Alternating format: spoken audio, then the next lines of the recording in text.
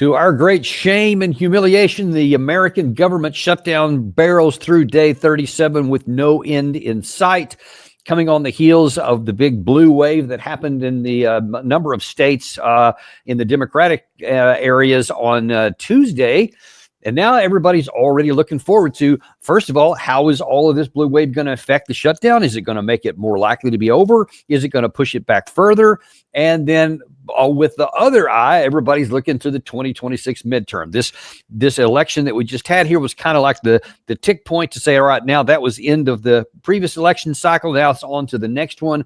And what's that going to do? And so the race has begun. We're going to try to peel back what all this means. And we're very pleased to have today Jim Webb, a defense and policy consultant, somebody who's got a lot of experience working for campaigns and really is kind of plugged into what's going on in the electoral world and can kind of help us peel back between a lot of statements people make and what's actually going on the ground, which is where we like to live. Jim, as always, welcome to the show. Hey, Dan, great to see you again. Happy to be here. And this is a pretty complicated subject. I'm not a soothsayer. I'm just going to give my best take on it and try and accent with some data. Wait, man, is it a mess? I'm sorry. I thought you were a soothsayer. I thought that's dumb. So now I don't know what we're going to I was expecting perfection and you're seeing into the future, but I guess we'll take whatever we can get. 1800 Wednesday. It's so easy to soothsay in American politics. I mean, who could possibly have missed something coming up? Right. Yeah. So listen, let's jump right into it. As I said at the beginning of this, the U.S. government shutdown continues to cause pain for everybody except the politicians, who seem to be thinking that it's okay for everybody else to have suffering, and that's part of our problem, I think. But as we're going to discuss, I think there is some pain going on, or could be going on for them too. But first, we're going to talk about the pain that is going on. Trump administration announced that they will reduce traffic at 40 airports across the U.S. starting tomorrow if the shutdown continues. The transportation secretary said, "Hey, look, and we just got to do what we got to do because our TSA folks are having to work without pay. A lot of them are calling in sick. A lot of them are unable to do it. They're crazy thing about that. I don't know if you knew this, but a lot of them it turns out they like to eat."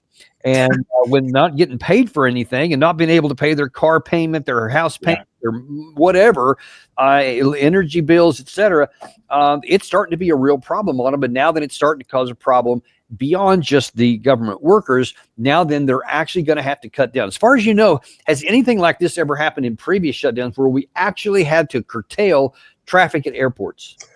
Not that I've been able to pull up, Dan. This has gotten really, really out of hand and really fast. And when you start talking about shutting down airports, it's not just air travel. It is a major economic artery in this country. It's how your mail gets across the country. It's how people take vacations. Obviously, it's how business operates. I travel a ton. I'm always in airports. It's already kind of a pain due to the old infrastructure to try to get around. But I can't imagine what this is going to do going right into the Thanksgiving holiday. Well, yeah, that's what I was going to say. I mean, just in any ordinary time, it's going to be a real problem for the very reason you just mentioned. But, we got this vector coming up, which before, let's say as of Monday, I'm not the expert that you are. I kind of expected that a lot of the elections would kind of be a toss-up. We knew some big one like Mamdani because he had too big of an lead. But I figured it'd be some pros and cons, and it would be an issue, but then they kind of move past it. But because of what happens, I think it's actually made it less likely that we're going to get to an end. Because I thought that the vector coming up with Thanksgiving and the air traffic and the TSA and the government's the people that are not working, I thought that was going to push everybody to finally say, okay, we'll get something off the table. How do you see it now? Well, I tend to agree with you, Dan. I don't see, particularly coming out of the elections this week, that there's really any impetus for the Democrats to give an inch. And the best way to kind of accent this is to really get into the data. What is causing this, right? It's basically a $30 billion subsidy. And that is no small chunk of change. And in fact, before you get into that, if you could kind of boil it down to our viewers, if you can, because it seems to me that at least from the maybe not even Democrat, that this all comes down to the ACA subsidies. Correct. Because the Democrats say, we want that negotiated before we will agree to sign on to an extension of the government. And then the Democrats, Republicans are saying, yeah, don't even worry about that. Just give me a clean CR. Is it really that simple? I would like to think it is, but it's not. If you recall, about a decade ago, or really 2017, there was a large push to get the ACA to effectively collapse under its own weight. And that appears to be kind of it's not stated, but it appears to be the angle which Republicans are doing it, or going after right now. The ironic thing is, with this subsidy, and once again, $30 billion wouldn't make a dent in the DOD budget or DOW budget, however you want to say it now. But that subsidy goes to basically what you can amount as Trump's voters. And I don't like the ACA. I didn't want it to pass when it did, but the reality is it's out there now and you got to deal with it. And a lot of people depend on it. And you're talking 40 to 50 million people who are, they receive this subsidy. And who are these people? They're typically small business owners. They're typical entrepreneurs. They are, they're people who are upper, lower income or middle income, who really rely on this to keep their healthcare costs down because they either work for themselves or they work for a small business that doesn't provide them with healthcare. And if you take a look at how these folks voted in the last election cycle, you're talking 57% of them voted for Trump. Only 32% voted for Harris. They are 47% Republican. Oh, wow. They are 30% independent. 30% independent. It's that middle that everybody fights for in every election cycle. And they're the ones who are going to have to bear the brunt of this in a few months. Because if they don't pass these subsidies, your average premium, according to Kaiser, is going to go from about $890 to over $1,900 per month. Yeah. And you're talking about an income bracket that's making, $60K at most, 40. It's about 45 to 60K. That's a ton of money. Wow. Yeah. It's a huge percentage of your income. Yeah. And demographically, these are the people who put Trump in office. And, what's kind of interesting about the blue wave, and you can talk about the rhetorical approach to it last time, or when we get to it, pardon me. But the interesting thing is this is like a little bit of political judo, which the Democrats have seemed to have run. They have effectively captured these people, and they're used as pawns by both sides. I can be very clear. I don't think that's right to any stretch, but now they're defending them. Now they're in a position where they are defending the same people who put Trump in office, over a $30 billion subsidy, to which there's no real clear explanation from the administration as to why they want to get rid of it. Like, what's your impetus here? Is it strictly cost savings? You can find $30 billion in a lot of places. And this has spiraled out of control. I live in a dark red district in Florida, outside of Hurlburt Field. Used to be Matt Gaetz's district, and we have food banks set up throughout my neighborhood. Wow. Trailers where those of us who don't rely on a check from the government because we're not GS or military anymore are dropping stuff off for people. And this has real long-term implications because, I don't think it's my opinion anymore. That it really sends a message that the quote unquote leadership in this country, and that would be the administration, they are in charge. They have both houses and the executive branch. They also have a Supreme Court that's on their side. They are the people to which the buck stops. And they're not doing what they need to do to take care of the American people, generally speaking. And sure as heck aren't taking care of the voters who put them in office. And let's get into a little bit of that as best you can ascertain. What is the motivation? We're going to look at both sides of this, but what is the motivation for the Republican side to continue on with this shutdown? Because it's pretty evident that this was an intentional situation. They knew exactly what would happen. Right. They knew what the Democrats were going to say on this because they've been talking about it for quite a long time. And the way they have responded over the now 37 days is like, yeah, not my problem. It's all your fault, and we're not going to do anything. And Mike Johnson, for example, keeps saying over and over how, there's nothing to negotiate. We just want the clean CR, as though that's the only path to getting the shutdown done. And since the Democrats won't do it and 5 come across the aisle, then they won't do it.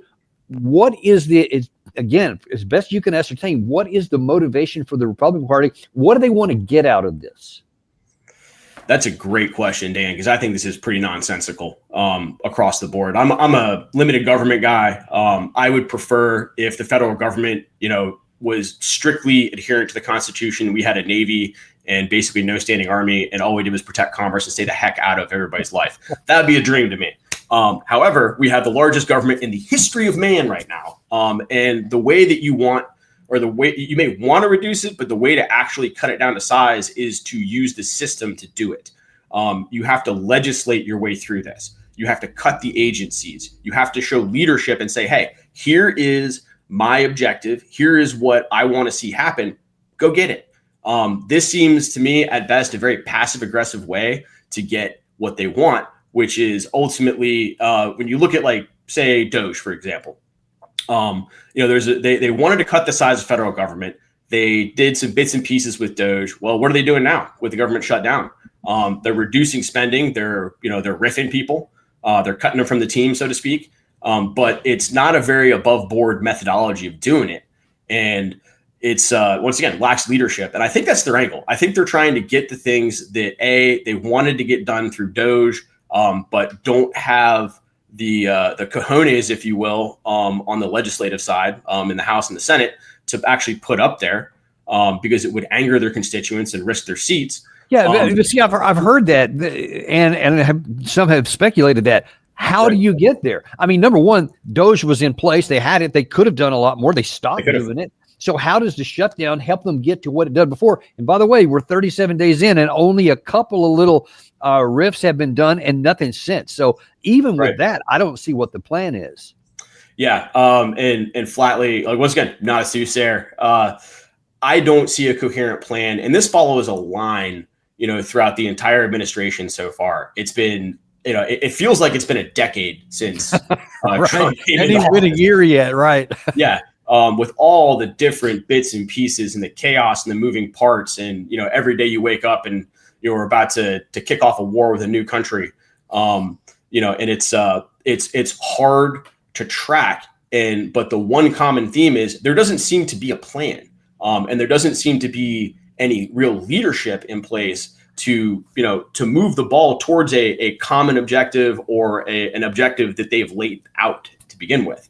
And to go back to the riffs, it may be their plan to use this shutdown to riff people out. But at the same time, the personnel side of the federal government is not the biggest expenditure. And if you're going to target different agencies, there's plenty of fat that can be cut. But once again, you have to have, people with their eye on the ball saying, okay, right, this bulk of administrators over in agency Y, like, we don't need that. What the shutdown has done is it's impacted, agencies that need to function, that need professionals. And quite frankly, what you're doing, and what has been going on, I've watched from my position, is a lot of talent is just leaving. It's not the people you want to have go. It's people who have dedicated. That.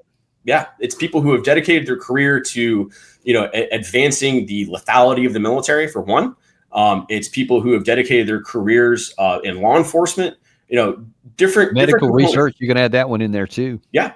They can make a lot of money on the outside, but they've chosen to stay in as actually a public service. And those are the ones that they're now going to leave. And the people who you don't want to have there, the people who just, who are your stereotypical type of, I hate to say it, like lazy GS, they do exist. They're the ones who are going to cling on and hang on for the long term, and you're going to accomplish nothing except weaken, your own system. Yeah, I mean, I literally have seen it playing out that way. Being in town here, I've got access to a lot of folks like that. Let's move on to what President Trump may be saying, because in the aftermath of both the blue wave and now the starting to be negative reaction on the government shutdown, especially among some of his core supporters, as you mentioned at the outset here, he has a rather unique recommended solution, shall we say. It's time for Republicans to do what they have to do, and that's terminate the filibuster. It's the only way you can do it. And if you don't terminate the filibuster, you'll be in bad shape. We won't pass any legislation. there'll be no legislation passed for 3.25. We have 3.25 years, so that's a long time. But when they can't do an extension, and John, I think they've done an extension every single time they've ever been asked forever.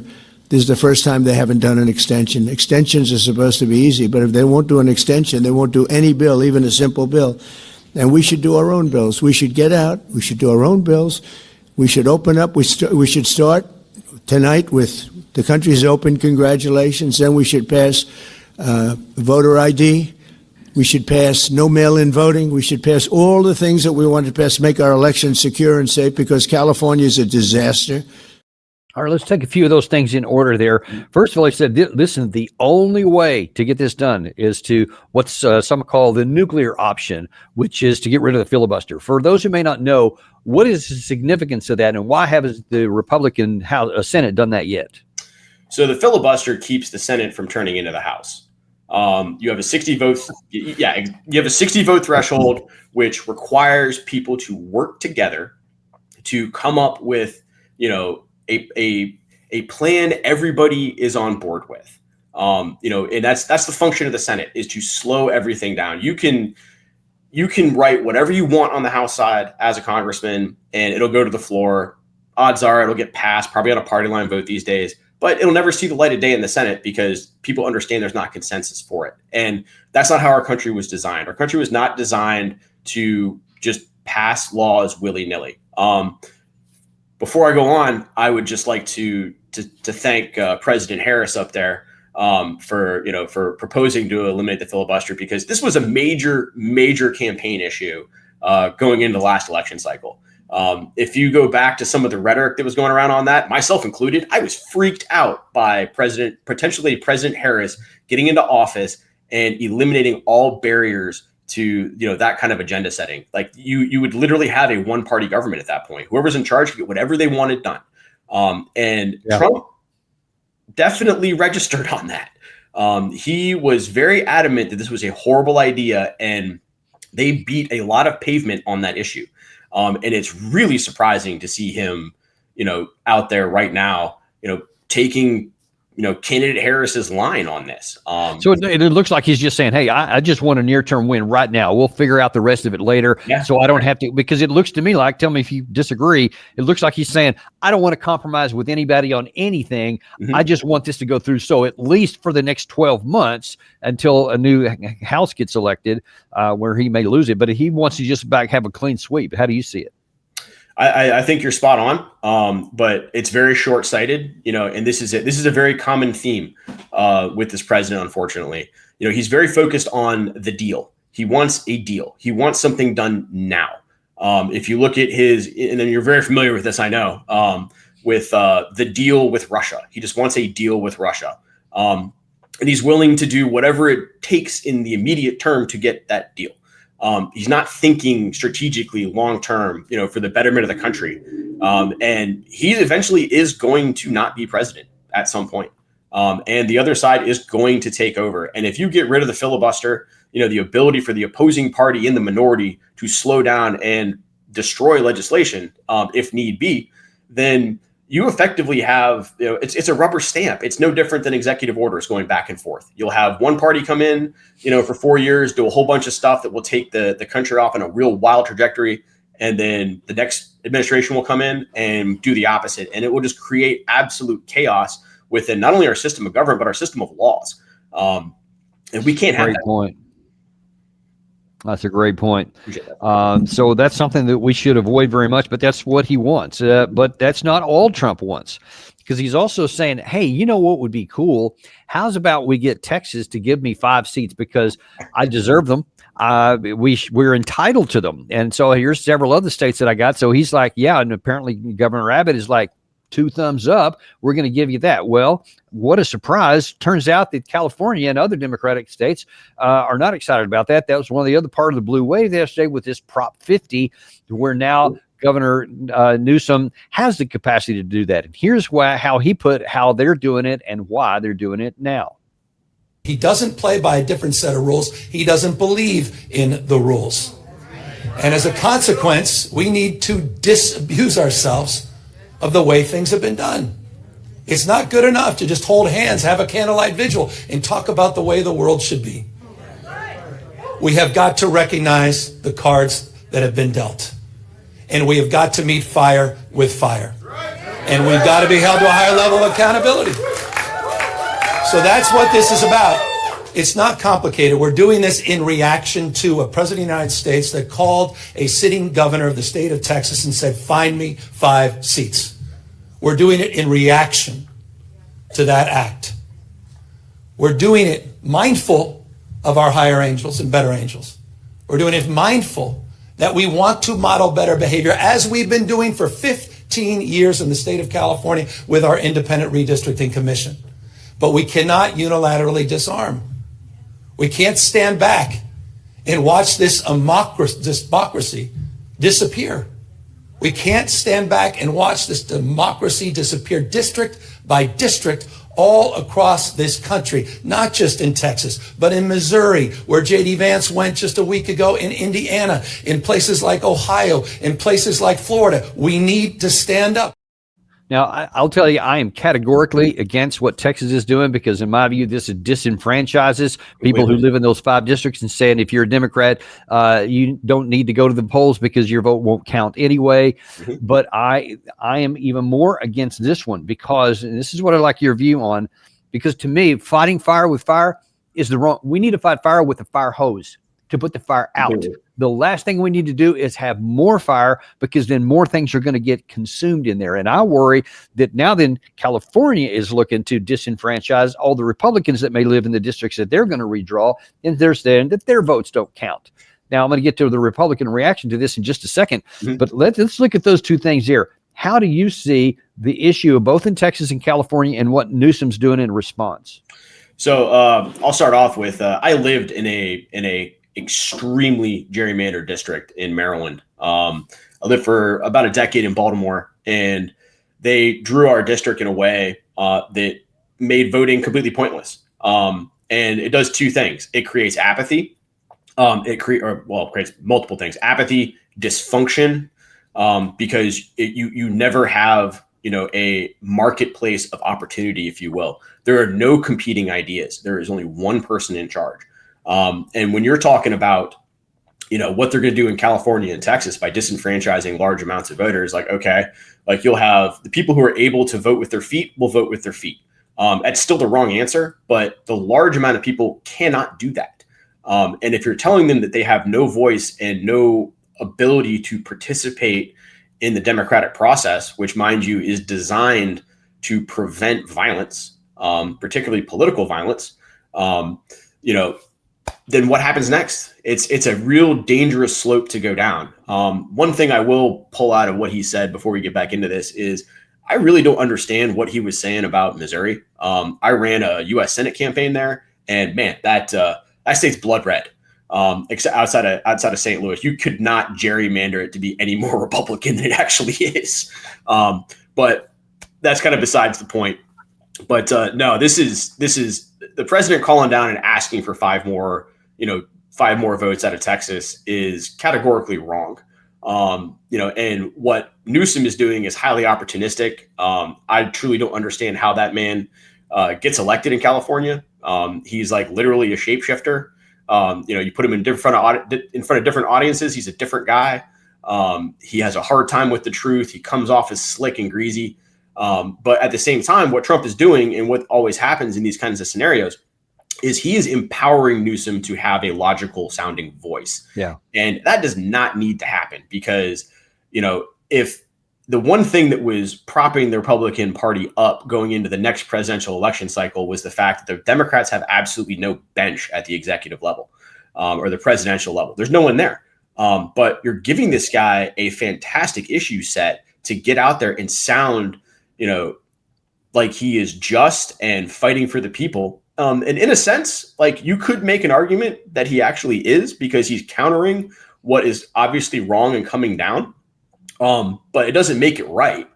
And let me ask you that, because some folks that I have queried and talked to about this say, well, he does kind of have a point, because if they've been trying, this is one of my Democratic friends, they say, because if part of the problem with the Democrats is they've been too weak-kneed, and they don't fight, they don't do anything, and so they've been following the rules, and then the rules are going to, Trump is blowing the rules off, so he's got to do this or it's not going to work. Is that true? Is it that the only thing that the Democrats have is to break the rules or rewrite the rules in a different way that disenfranchises somebody, or is there another path? What else could they do? Well, I think it's important to point out that, I sort of mentioned this a second ago, but they are giving the Democrats the opportunity to play dirty. Strictly speaking here, he is handing Newsom and other governors around the state exactly what they want. When you're talking about, when you get out there and say, hey, gerrymandering is bad, we don't do that, we're against that. President Trump could have said very easily, we want to redistrict, but we're going to do it in a neutral sense. Like, we're just going to draw little squares all across, according to population, and let the chips fall where they may. But by presenting it as, in effect, a favor to him to provide him, extra clout in the House, they are allowing governors across the country on the Democratic side to ensure that their party stays in power indefinitely. You could very well, you could change what your platform is if you're the Democrats. You could change your platform, if you're the Republicans, and appeal to more voters, show some leadership. That would be the way to get votes. Like, show some leadership. That's the American way. But it's incentivizing not doing it. And it's really kind of tragic. I want to, Gary, I'm going to skip the next one we had there about the GOP has predictably filed a lawsuit against us. They say it's unconstitutional, whatever, in California. But apparently it's cool in Texas, so we'll see how that's going to work out there. We'll see how either one of them are going to work out, but that's where they're headed at the moment. I want to kind of come back to the both the combination of where the shutdown is right now and how yesterday is affecting the two political parties and where this may be heading in 2026. Here was Mike Johnson, I think it was earlier this morning, talking about the shutdown and saying how it's all the Democrats' fault. The Democrats have painted themselves into a corner, Joe, as we've discussed before, because this really was, as some people say, the Seinfeld shutdown. It's a shutdown about nothing. There was no fight. There was no skirmish between the parties. When we passed back on September 19th, the clean continuing resolution, it was nonpartisan. It was 24 pages in length, bare bones, just to keep the lights on. And this is an important point. The whole reason for that is because the Republicans and the Democrats, who were appropriators, got together and said, we're running out of time to do the normal process, the regular order of funding the government. We need about 7 more weeks. So let's just extend it to November 21, and we'll all get our work done. That was the agreement they made, bipartisan and bicameral. But then Chuck Schumer decided to throw a big wrench in the middle of the machine because he wanted to show a fight against President Trump because he needs political cover against the rising radicals in his party. I mean, that's pure and simple what this is about. Is it pure and simple? That's what it was about from the Democratic side? Not at all, Dan. I'll go back to I'll give Mike Johnson I'll throw him one little bone at the end of that. He is right about what Schumer was doing, but it ties into the longer term political judo, which the Dems have been playing. If you look at their messaging in all of these different races, we had, Bidenflation during the last election cycle, or the presidential cycle. The Dems turned that into, the unaffordability crisis. And where they're positioning themselves continuously is kind of trifold. One is they're on the side of the people and bringing costs down. A key piece of this is the expiring subsidies. Had the Republicans agreed to extend those subsidies, wouldn't have been an issue at all. Would have gone away. Nobody would have cared. Now you walk up into these most recent elections with that in mind. Look at Mamdani in New York. He ran a very local campaign, very local. Don't like the guy. I mean, I don't know him personally, so I can't say don't like him. I don't like his policies. Not a big fan of socialism. Spanberger, same deal. but they are focused on what is impacting their constituents most.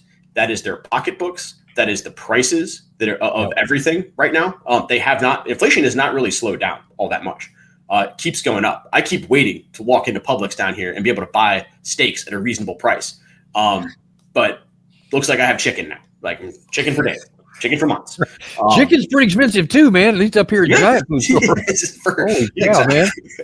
But but also the way that particularly Spanberger did it and the way that Mamdani did it is they went directly to the people. I very carefully watched Spanberger's acceptance speech. She was very gracious. I don't think she's a particularly hard-hitting politician. I don't think she's a great candidate. But she represented stability. She represented relatability. And she talked about the things that matter to her voters. Mamdani is the same thing. They painted this guy as, he's going to put in Sharia law in New York City. We'll see about that. Communist. An outright communist even, exactly. A communist Islamist. Like, even though they don't go together, but they're both bad, so toss the names on there and see what sticks. I think that's what they were. Yeah. So he's a Marxist following atheist who also wants to incorporate the law of Sharia law on people, which is based out of the Quran. I must be too slow to get that one, and also I must forget what happened to the Soviets in Afghanistan at the hands of Islamists. But to counter that, to get back to my point here, when he went to a Knicks game, he sat in the rafters. They kept talking about Sharia law. He went to a gay bar. And he's relating with the people. Now, the truth about that guy is he's probably going to end up closer to Obama than anybody else in terms of what his actual politics are. And I would be willing to bet that, he's not really going to match the rhetoric he threw out there. But we'll see. We will really see. Going back to Spanberger, it'll be interesting to see what happens in Virginia. But man, being from there and seeing it flip so hard blue and even at the delegate level is nothing short of a complete reaction to the absolute chaos. And I hate to put it this way, but the vitriol that's been coming out of the White House in terms of how they categorize anybody who disagrees with them. And if I had one piece of advice for President Trump, it would be to absolutely rethink how he perceives Thomas Massie and Rand Paul.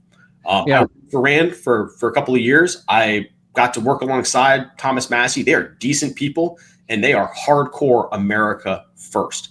Like in the sense that they were doing it, they were practically applying, those fundamental tenets of being, for Americans before anything else, way before Trump probably even knew what that was. But I don't get to speak to the president. So, yeah.